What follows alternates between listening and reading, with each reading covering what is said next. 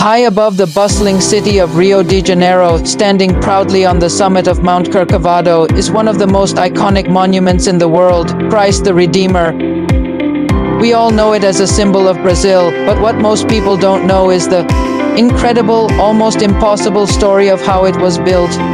The idea for a massive religious monument in Rio started way back in the 1800s.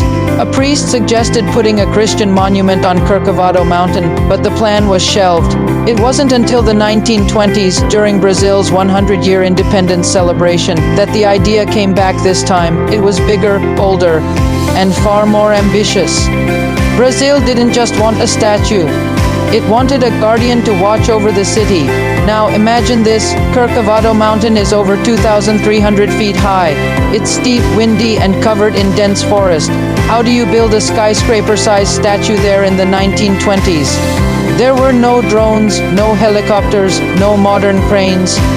Every single piece of material, tons of concrete, iron, and soapstone had to be hauled up the mountain on a tiny railway. From there, workers carried the heavy loads by hand up narrow, treacherous paths. Construction was constantly halted by powerful winds and storms, leaving the workers stranded high above the city, literally fighting the mountain itself.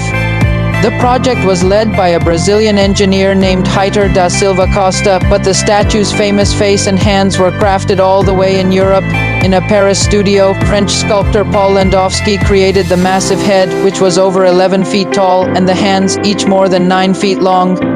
These enormous pieces were then shipped across the Atlantic, carefully brought up the mountain, and assembled like a giant sacred puzzle to give the statue its iconic glowing look. The builders chose soapstone for its beauty and durability. They cut it in 2000s upon thousands of small triangular tiles.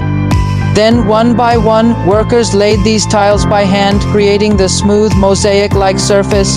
They used to say that Christ the Redeemer had skin made of millions of tiny stones, each one placed with incredible patience and care. This work was anything but safe.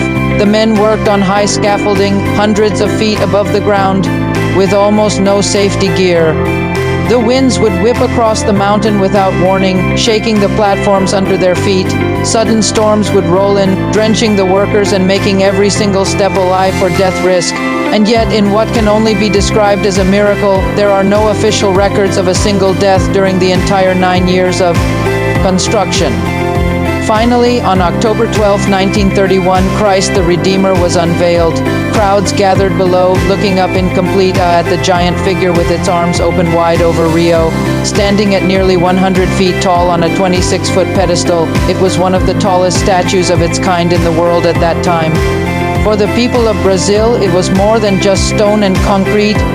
It was a protector, a guardian, and a symbol of peace. Today, Christ the Redeemer is recognized as one of the new 7 wonders of the world and is visited by millions of people every year.